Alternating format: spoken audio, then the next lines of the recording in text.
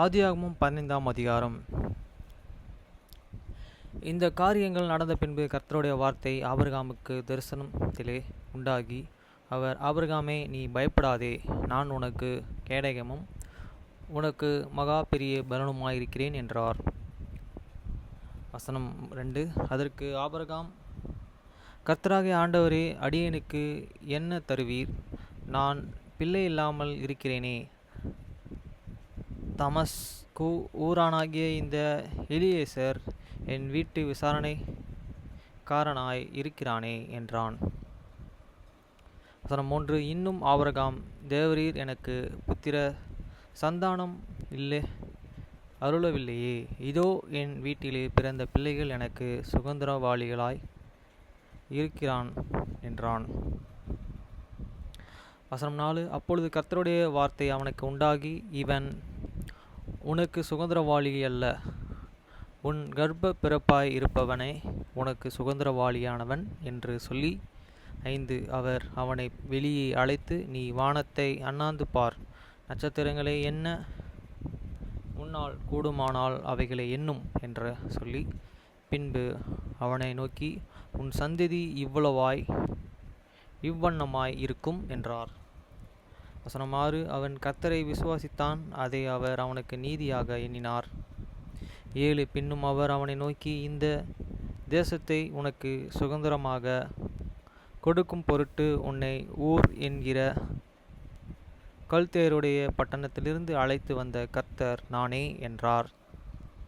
வசனம் 8. அதற்கு அவன், கர்த்தராகிய ஆண்டவரே, நான் அதை சுதந்திரித்துக் கொள்வேன் என்று எதினால் அறிவேன் என்றான். வசனம் 9. அதற்கு அவர், 3 வயது கிடாரியையும் 3 வயது வெள்ளையாட்டையும் 3 வயது ஆட்டுக்கடாவையும் 1 காட்டுப்புறாவையும் 1 புறாக்குஞ்சும் என்னிடத்தில் கொண்டு வா என்றார்.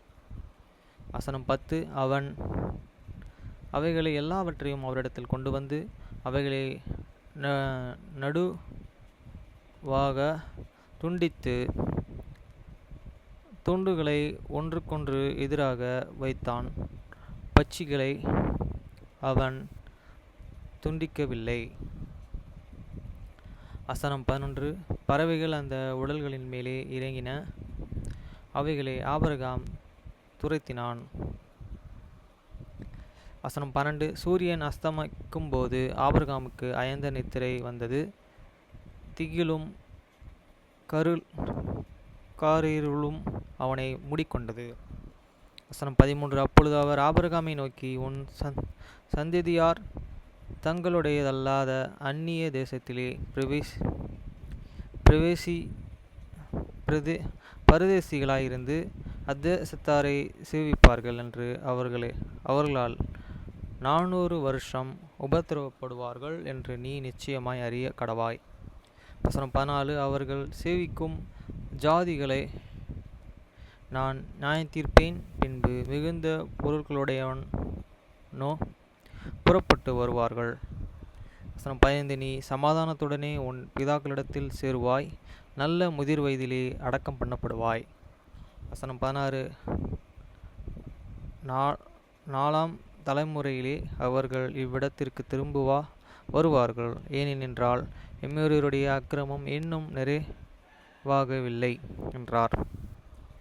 வசனம் 17. சூரியன் அஸ்தமித்த காரிருள் உண்டான பின்பு இதோ புகைகிற சூளையும் அந்த துண்டுகளின் நடுவாக கடந்து போகிற அக்கினி ஜுவாலைகளையும் தோன்றின. வசனம் 18. அந்நாளிலே கர்த்தர் ஆபிரகாமுடைய உடன்படிக்கை பண்ணி, எகிப்தின் நதி துவங்கி ஐபிரத் நதி என்னும் பெரிய நதி மட்டும் உள்ளதும். வசனம் 19. கோனானியரும் கெனேசியரும் கத்மேனியரும் எத்தியரும் பெர்சியரும் எப்ரோமியரும். வசனம் 21. எமோரியரும் கானானியரும் கிரேக்கியரும் எபூசியரும் என்பவர்கள் இருக்கிறதுமான இந்த தேசத்தை உன் சந்ததிக்கு கொடுத்தேன் என்றார்.